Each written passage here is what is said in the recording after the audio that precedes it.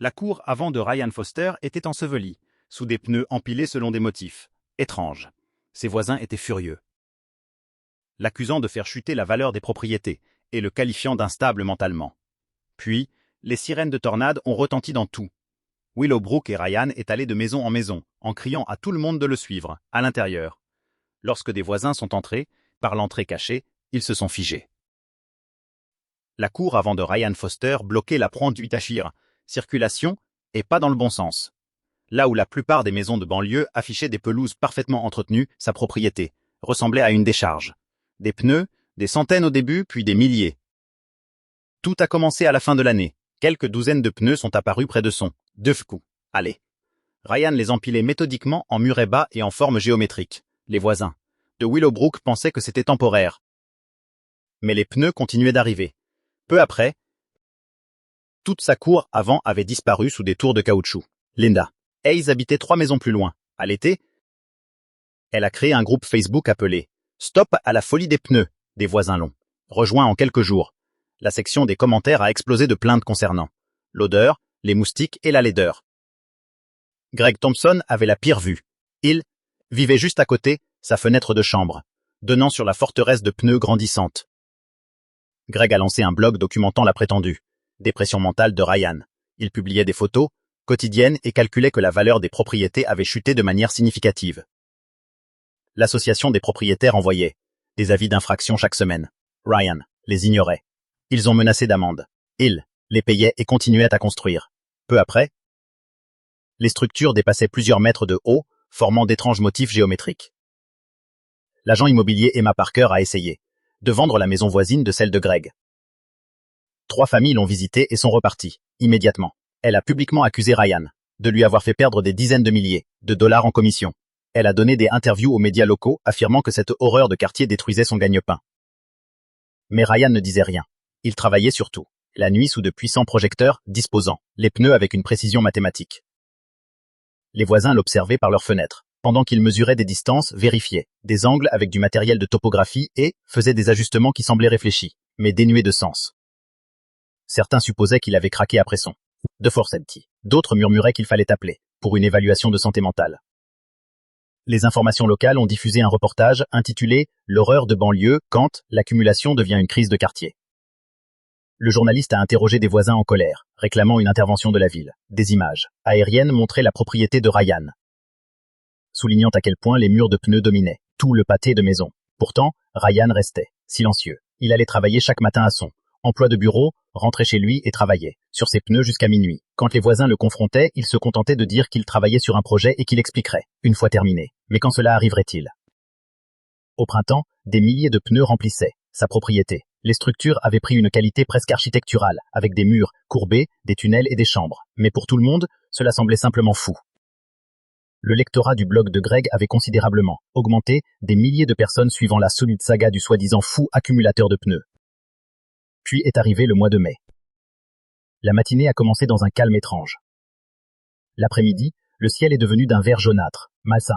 Les alertes météo hurlaient sur chaque téléphone. Une tornade massive avait touché terre, à l'ouest et se dirigeait directement vers Willowbrook. Les vents étaient estimés extrêmement violents. La panique s'est propagée dans tout le quartier. La plupart des maisons de Willowbrook étaient construites sur des dalles de béton sans sous-sol. Le conseil habituel était de se réfugier dans un placard intérieur ou une salle de bain. Mais tout le monde savait que ces murs fragiles ne résisteraient pas à un impact direct. Ryan a surgi de sa porte d'entrée, courant, dans la rue, criant aux voisins de le suivre. Linda Hayes est restée figée sur son porche. Emma Parker chargeait sa voiture pour évacuer. Greg Thompson tenait ses 2 jeunes filles, fixant le nuage orageux qui approchait. Faire confiance au fou des pneus. Greg n'a hésité que quelques secondes. Les sirènes étaient assourdissantes. Le ciel était presque noir. N'ayant nulle part où aller, il a attrapé ses filles et a couru vers la propriété de Ryan.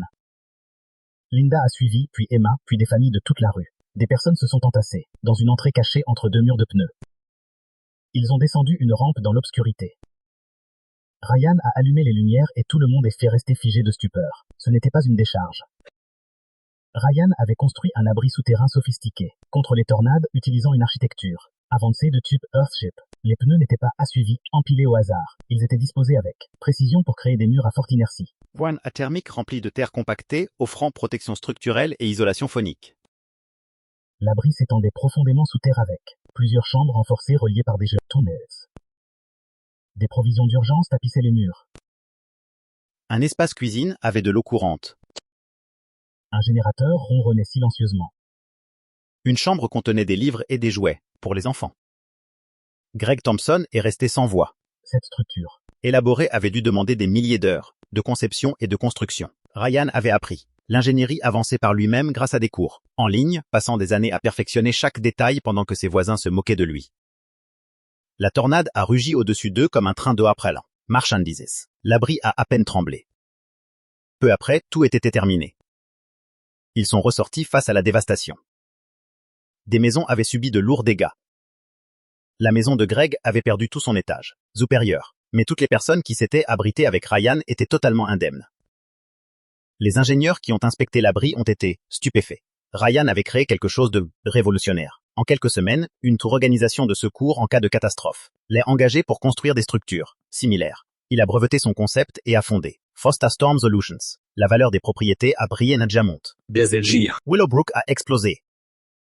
Le quartier est devenu connu comme la communauté ASEC la plus sûre de l'État. Emma Parker n'arrivait plus à suivre la demande des acheteurs. Le groupe Facebook Stop à la folie des pneus a été discrètement supprimé. Greg a engagé Ryan pour construire un abri dans son jardin reconstruit.